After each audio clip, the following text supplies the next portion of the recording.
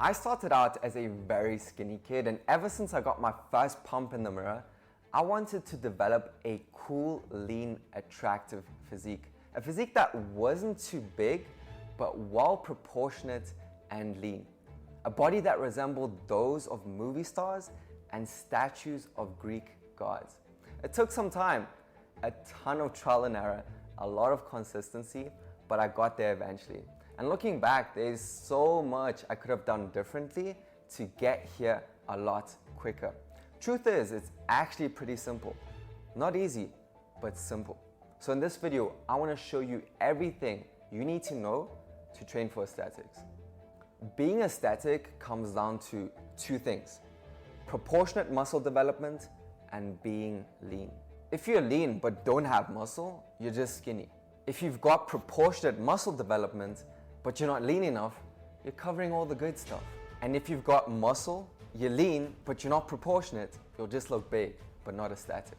If you look at movie stars, they all have that V taper, broad shoulders, and a well-developed upper chest.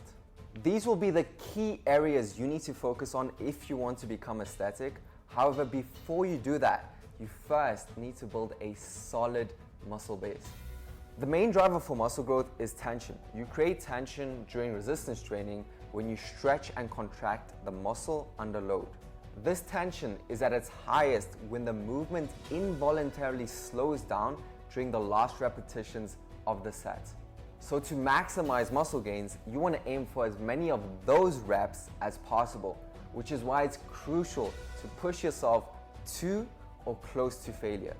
In response, your muscles adapt when resting, mainly when sleeping, with additional larger muscle tissue.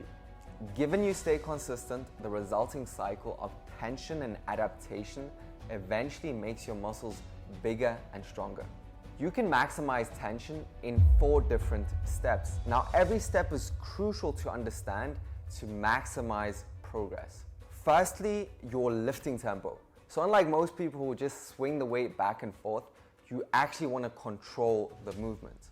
So the thinking framework is speed or power on the way up, approximately 1 second, 1 second pause in the contracted position, and controlling the negative about 3 seconds. This will significantly reduce the risk of injury. Additionally, by controlling the negative, you increase time under tension, which may contribute to more muscle growth.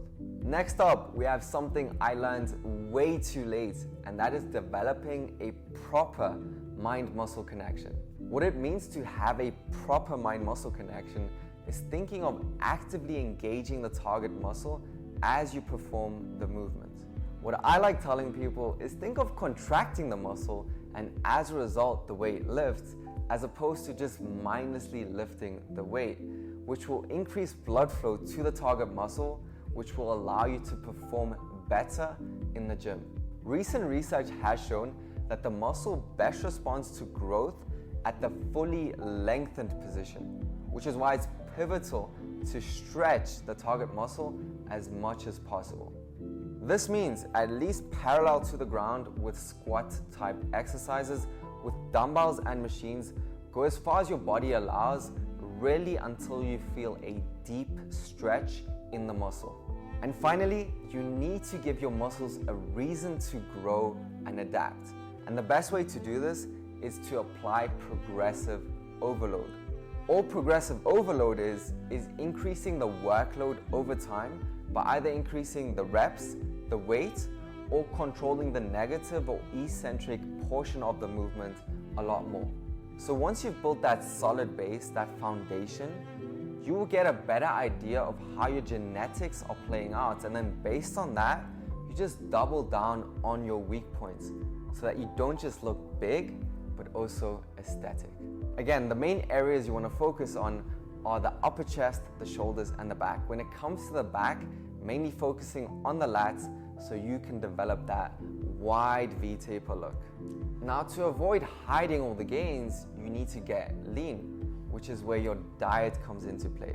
And exactly how to go about your diet to become aesthetic, I'll be covering in a separate video. That's all you need to know to train for aesthetics.